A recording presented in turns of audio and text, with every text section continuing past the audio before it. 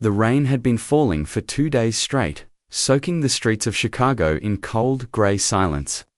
On the edge of Lakeview District, where glass towers scraped the clouds and people wore lives like polished armor, the storm was just an inconvenience. But, for miles west, in a place maps didn't proudly highlight, it soaked through cardboard walls and empty stomachs. There, near the alley behind a broken-down diner, sat a barefoot boy with skin like night and eyes that never blinked when it hurt. His name was Zeke. He looked about 12, maybe younger. No one could say for sure.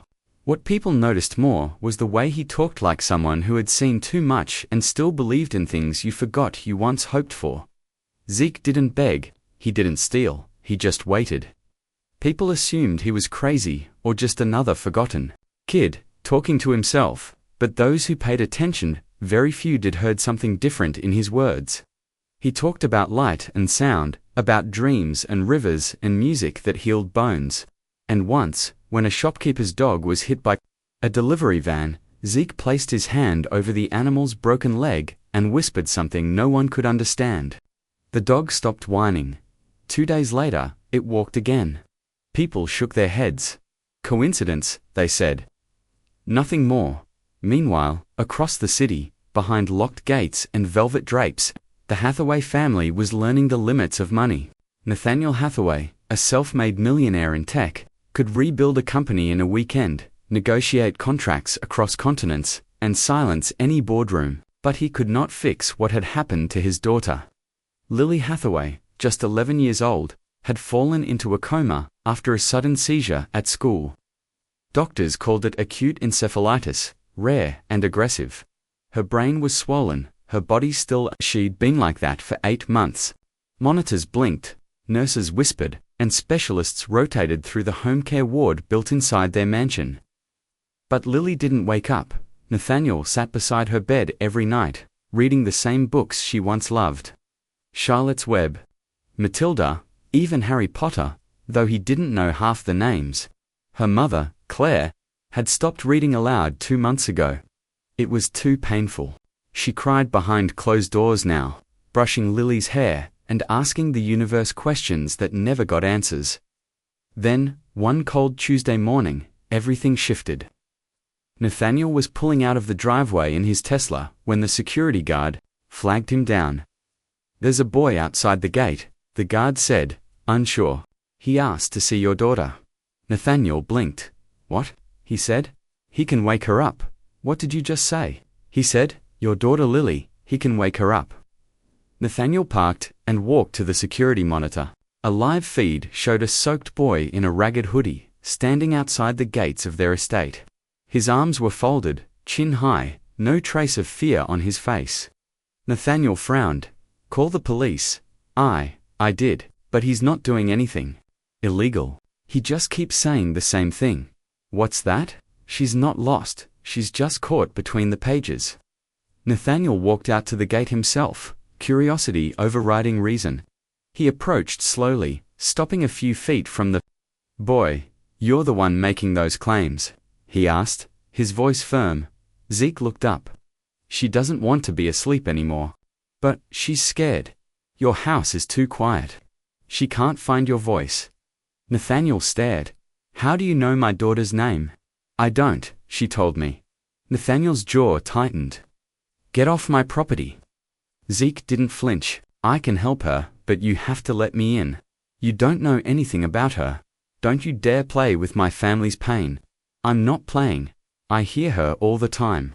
She's waiting for you to believe something you've forgotten." Nathaniel stepped back, anger rising in his chest, but also something else, something small and dangerous. Doubt. What if, by some twist of fate, this boy had seen something they hadn't? It was absurd, impossible, yet. He didn't walk away. Zeke.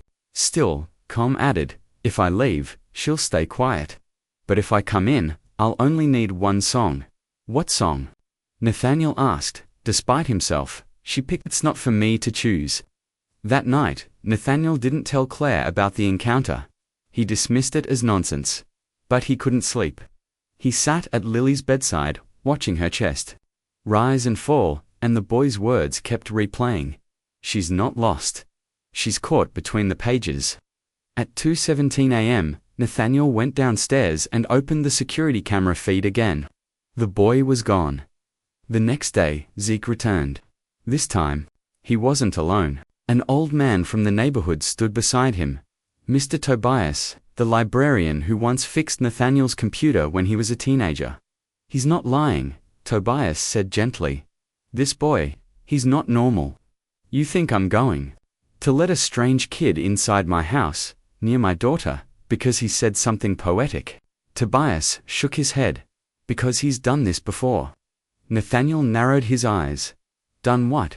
He helped my niece's son born deaf, 6 years old. No surgery. Just one night, the boy started humming. Nathaniel looked at Zeke, trying to make sense of the storm of emotion rising in his chest. Hope and logic, wrestling for space. Zeke said softly, you don't have to trust me. Just trust her. Nathaniel's lips tightened. If I let you in, and something happens to her, I'll be gone before the sun rises. They stood in silence. Then, against every instinct, Nathaniel nodded once. One visit, you don't touch anything. You don't touch her. Zeke stepped inside. The house swallowed him like a quiet cathedral. Marble floors, high ceilings, rooms filled with things he'd only seen through shop windows. But he didn't look impressed. He moved slowly, like he was walking through a dream he'd been in before. Lily's room was warm, soft light, lavender, oil in the air. Machines blinked and hummed. Claire wasn't home. Zeke approached the bed and looked at Lily. Her lips were pale, hair tied back in 2 gentle braids. He knelt beside her without speaking. Nathaniel hovered, unsure. Well, wait. Zeke whispered, it has to feel safe. Then, from the inside pocket of his tattered hoodie, Zeke pulled out something strange, a wooden flute. It looked handmade, carved from a branch, smoothed by time. What is that? Nathaniel asked. She likes music. Not loud, gentle, like rain. Zeke closed his eyes and began to play. Not a melody Nathaniel recognized, but one that made the air feel thicker, softer. Like the room had changed temperature. He felt a chill at the base of his spine and looked toward his daughter. Nothing happened. Then Zeke began to sing, just a hum at first. No lyrics, just sound. And that sound wrapped around the silence like a blanket. The heart monitor beeped steady. Then Lily's hand twitched. Nathaniel leaned forward. Did you see that? Zeke didn't answer. He kept playing. Lily's hand moved again. Then slowly, like pushing through water, her eyes fluttered. Nathaniel dropped to his knees. Zeke lowered the flute. Lily's lips parted. Her voice was barely there, but she whispered, Daddy. Nathaniel grabbed her hand, trembling. I'm here, I'm here. Tears streamed down his face. He turned to look at Zeke. But the boy was already gone. No sound, no door creak, no trace. Just the echo of his hum fading in the air, and on Lily's blanket. A single feather, not white, not angelic, just a small gray one, from a city pigeon. But, to Nathaniel, it looked like a miracle, and to Lily, it looked like a promise. The next morning, Claire collapsed when she saw her daughter sitting up. Doctors ran tests, theories exploded. They found no evidence of a trigono medication. No change in brain scans. They called it spontaneous neurological recovery, a term that sounded like science but meant we don't know. Nathaniel didn't tell them about the boy. At least not yet. But deep down, he knew. And what he didn't know yet was that Zeke wasn't done. He'd left something behind, a question, a trail, and someone else, someone powerful, was already searching for him, because word had gotten out. A homeless black boy healed the millionaire's daughter. And that kind of miracle doesn't stay quiet for long, especially when it's only the beginning. The days that followed, Lily's awakening, were filled with confusion, wonder, and more questions than answers. News didn't break publicly. Nathaniel made sure of that, but whispers spread through the hospital staff and family friends. She just woke up, overnight, and nothing triggered it. Even the nurses, trained to separate emotion from mystery, struggled to keep their voices neutral. One of Alina caught Nathaniel alone by the window after Lily's second full day awake. "She's smiling again," Alina said softly, her eyes gentle. "That kind of thing doesn't happen for no reason." Nathaniel nodded, but said nothing. Zeke hadn't come back. Not once. It was like he'd vanished from the world. Nathaniel checked the security footage. There were no records of him entering or leaving. Nothing on the street cameras either. Just that feather. That song. That impossible moment when Lily had whispered "Daddy" after 8 long months. Claire was convinced. It had to be medical. "Maybe the brain just healed," she said. "Bodies are mysterious. The mind even more so." But Nathaniel kept hearing the boy's words. "She's not lost. She's caught between the pages." And now, Lily had started talking about strange things. She said her dreams weren't dreams, they were places. Places with color that moved like music, with people who never aged. And a boy with no shoes who kept saying, "Don't be scared. Your father is learning again." Nathaniel tried not to show it, but inside, he was shaken. Every detail she described matched what Zeke had said outside the gate, and then, the first real crack appeared in their reality. Lily woke up one morning, and screamed. Not from pain, but because her room looked wrong. "This isn't my room," she said, clutching the blanket. "It's too flat, too quiet. Where's the light that dances?" Claire rushed in, trying to soothe her, but Lily was trembling. "He said not to forget the light. I forgot it." Nathaniel knelt beside her, took her hands, and asked, "Who said that, sweetheart?" "The boy. The one who helped me find the way out," double-quote Zeke. Nathaniel didn't know what to do. Logic said to call a therapist. Instinct said otherwise. He needed answers. Real ones. And so, late one evening, he left his home, dressed down in jeans and a hoodie, and drove back to the neighborhood where the boy had first appeared. He parked near the diner where Zeke had once slept behind the trash bins. The area smelled of oil and wet concrete. Graffiti covered every wall. People moved quickly, eyes forward. But one man lingered near a bus stop, thin, old, wrapped in 2 coats, even though the weather was mild. "You looking for someone?" the man rasped as Nathaniel approached. "A boy named Zeke. Homeless, maybe 12. The man narrowed his eyes. Zeke, huh, thought he was a dream. Nathaniel stepped closer. "You've seen him, maybe not. He's not like the others, never begged, never stole. Just sat there, humming, like he was waiting for someone." "Where'd he go?" "Some say he walks between places. Goes where he's needed." Nathaniel frowned. "That's not an answer." The man gave a slow shrug. "Kid shows up, someone's pain disappears. But when folks try to hold on to him, he disappears." Back home, Lily began drawing things she'd never seen before. Midges of glowing bridges. Rooms made of glass threads. Animals with wings and human eyes. Her doctor dismissed it as post-coma brain activity. But Nathaniel saw more. She wasn't just remembering dreams, she was remembering somewhere else. The real panic came 5 days later. Lily collapsed. She was fine one moment, laughing with her tutorand, then suddenly, her eyes rolled back. She fell silent. Not a seizure, not a faint. Her body simply stopped reacting, like it was somewhere else again. Doctors couldn't explain it.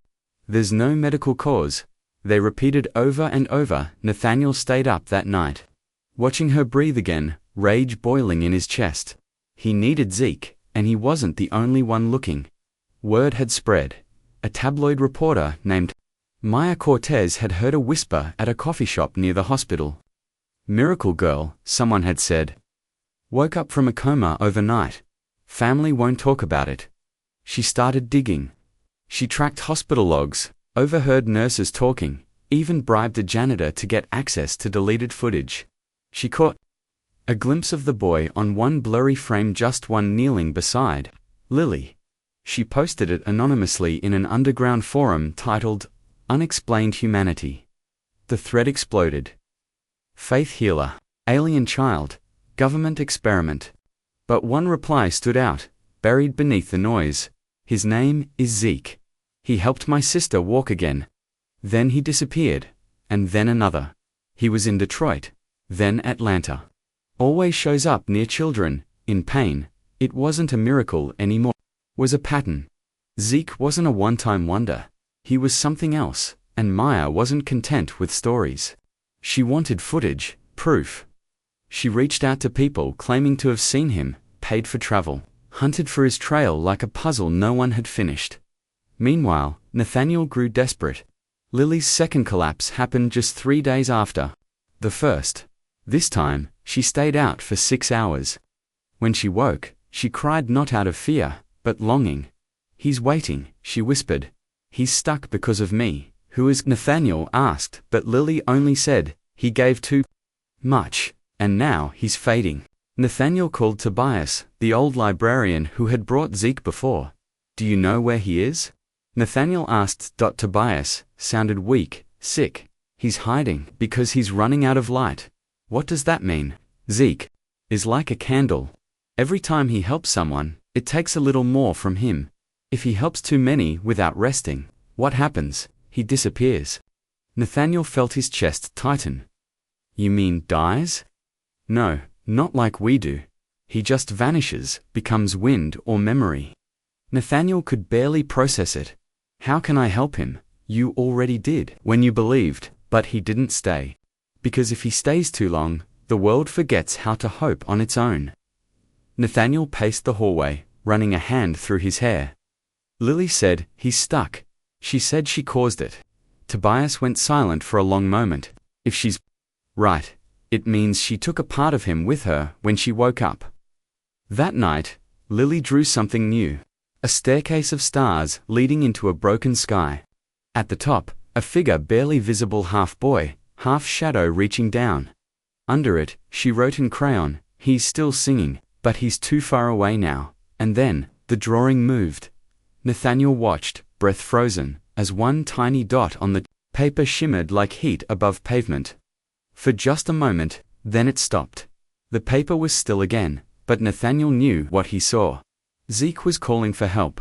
Not just from him, from anyone who remembered, and somewhere, miles away, under an old church shelter, Maya Cortez found another thread. This one didn't speak of miracles. It spoke of a boy who was hunted. Someone else had found out what Zeke could do, and they didn't want to heal the world. They wanted to control it, and they were closing in. Nathaniel couldn't sleep that night. Lily had finally drifted off just before midnight, her small body curled up under her soft purple blanket. But even in sleep, her brow furrowed, and her fingers clenched tight like she was holding onto someone. He sat in the hallway outside her door, head resting against the wall, notebook open in his lap, full of scribbles he couldn't make sense of. Somewhere out there, Zeke was fading. And somewhere else, someone was looking for him, not to help, but to use him. The next morning, Maya Cortez showed up at the Reeves estate. Nathaniel didn't want to let her in at first, thinking she was just another reporter trying to cash in on his family's story.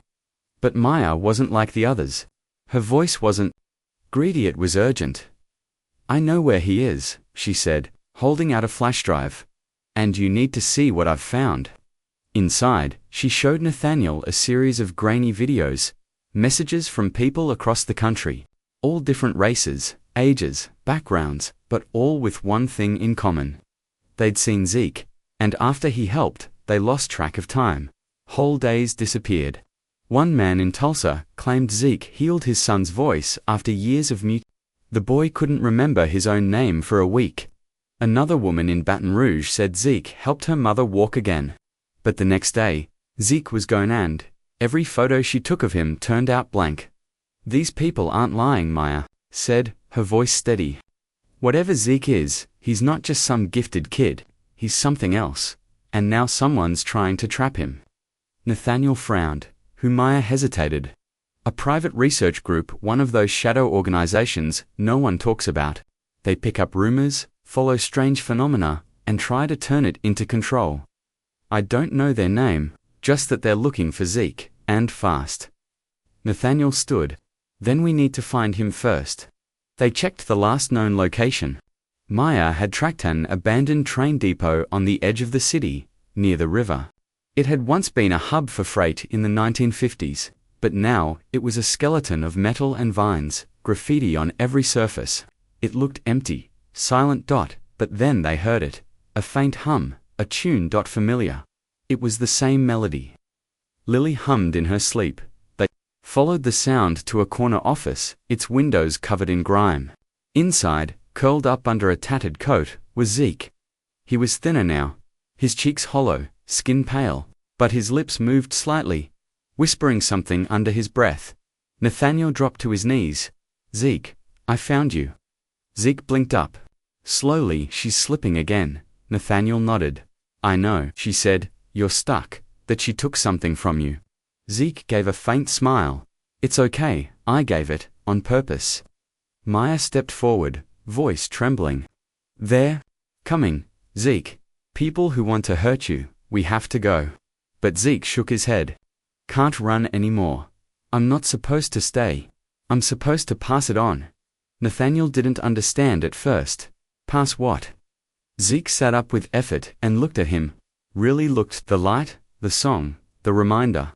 I can't carry it all anymore, but you can, she can." Maya's eyes filled with tears. "You're just a child." Zeke smiled again. "Not really." A crash outside made them all jump. Voices echoed down the old hallway. Flashlights. Heavy boots. They were coming. Zeke looked at Nathaniel. "Take my hand." Nathaniel did without hesitation.